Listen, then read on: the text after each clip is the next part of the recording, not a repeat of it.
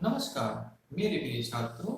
आज हम कक्षा 8 विषय हिंदी सेशन 2 में इकाई 4 उठो धरा के अमर सपूतों का भावार्थ एवं वर्णन करेंगे।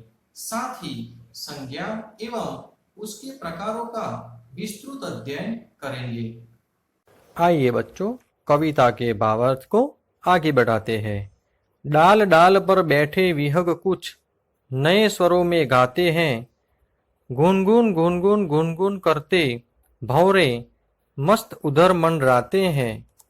प्रस्तुत पंक्तियों में माहेश्वरी जी संदेश देते हैं कि आज जब भारत देश में आज़ादी का सूर्य निकला है, तब प्रकृति, पेड़, पहाड़, पौधे, नदियाँ, समुद्र आदि आनंदित है। आज पेड़ों पर बैठकर पक्षी चहचहा रहे हैं, तब उनके स्वरों में भी नवीनता है। वे भी जैसे खुशी का गीत गा रहे हो। बागों में भंवरे गुंजार करते हुए मस्ती से मंडरा रहे हैं। देश के सपूतों, स्वतंत्रता के बाद देश में नया युग आया है। इस नए युग की वीणा में तुम्हें नए राग और नए गाने भरने हैं। कली कली खिल रही इधर, वह फूल फूल मुस्काया है। धरती माँ की आज हो रही नई सुनहरी काया है। कवि कहते हैं, इधर बाग में कलियां खिल रही है और प्रत्येक फूल मुस्कुरा रहा है। सारे देश में स्वतंत्रता के सूर्य का प्रकाश फैला हुआ है। ऐसा लगता है जैसे भारत माता का शरीर सुनहरा सोने जैसा चमकीला हो रहा हो। हे देश के अमर सपूतों, तुम्हें अपनी मंगलमय शुभ वाणी से इस संसार रूपी बाग को गुंजित करना है। सरस्वती का पावन मंदिर, शुभ संपत्ति तुम्हारी है। तुम में से हर बालक इसका रक्षक और पुजारी है। शत शत दीपक जला ज्ञान के नवयुग का आह्वान करो। उठो धरा के अमर सपूतों, पुनः नया निर्माण करो। प्रस्तुत पंक्तियों में कवि देश के बालकों से कहते हैं कि हमारा देश देवी सरस्वती का पवित्र मंदिर है। हमारे देश की जितनी भी शुभ विद्याएं हैं, ये सब बच्चों आपकी संपत्ति है।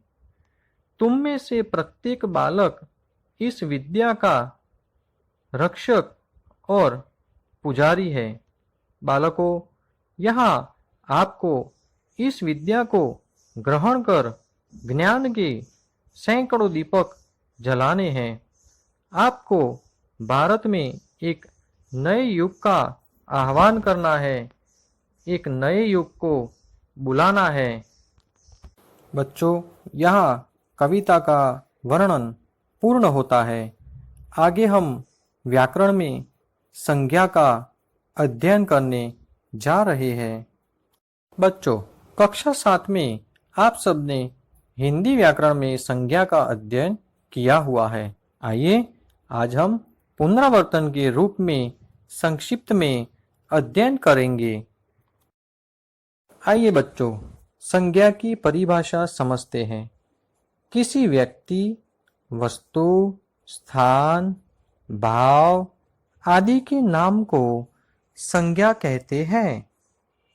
आइए बच्चों, मैं आपको संज्ञा के प्रकार यानी कि भेद से अवगत कराता हूँ।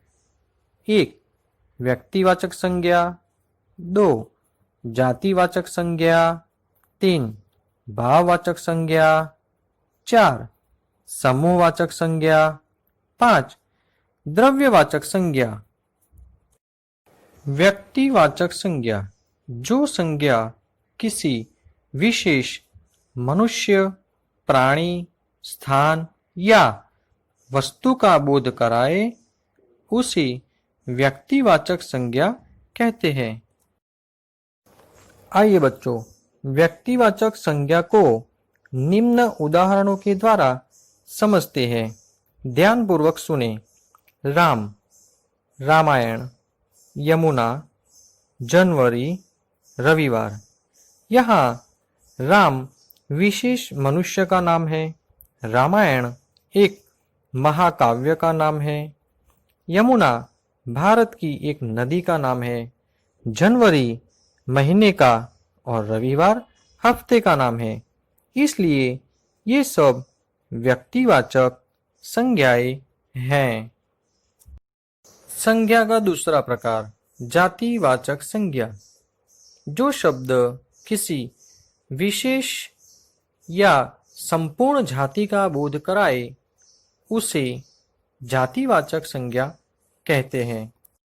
यहाँ प्रस्तुत शब्द गाय, भाई, मकान, घोड़ा, राजा ये संज्ञाएं अपनी संपूर्ण जाति का बोध कराती है, इसलिए इन्हें जातिवाचक संज्ञाएं कहा जाता है। भाववाचक संज्ञा। जो शब्द किसी विचार, भाव, गुण, स्वभाव, दशा आदि को प्रकट करे उसे भाववाचक संज्ञा कहते हैं। यहाँ दिए गए उदाहरण जैसे शत्रुता मन का भाव है, ममता, कोमलता गुण और स्वभाव दर्शाते हैं, मिठास गुण को दर्शाता है, जबकि बचपन जीवन की दशा को प्रकट करता है। ये सब भाववाचक संज्ञाएं हैं। समूहवाचक संज्ञा। जो शब्द एक को न बताकर समूह का बोध कराए उसे समूहवाचक संज्ञा कहते हैं। यहाँ दिए गए उदाहरण दर्शाते हैं कि सभा एक व्यक्ति की नहीं होती, परिवार एक से अधिक व्यक्ति मिलकर बनता है, कक्षा विद्यार्थियों से भरी होती है, सेना में कई सैनिक होते हैं, दल खेल के अनुसार उसमें खिलाड़ी होते हैं। ये सब संज्ञाएं एक से अधिक को दर्शाती है, इसलिए ये समूहवाचक संज्ञाएं हैं। द्रव्यवाचक संज्ञा। जिस शब्द से नाप तोल वाली वस्तु का बोध हो उसे द्रव्यवाचक संज्ञा कहते हैं। यहाँ प्रस्तुत उदाहरण सोना, चांदी, पानी, लोहा और तेल ये सारी संज्ञाएं नाप तौल वाली वस्तु का बोध कराती है, इसलिए ये सभी संज्ञाएं द्रव्यवाचक संज्ञाएं कहलाएगी। बच्चों, सेशन 2 में हमने कविता के भावार्थ का अध्ययन किया, साथ ही व्याकरण में संज्ञा का विशेष अध्ययन किया। आप सभी कविता, प्रश्नोत्तर और संज्ञा को अपनी कॉपी में अवश्य लिखेंगे। धन्यवाद छात्रों।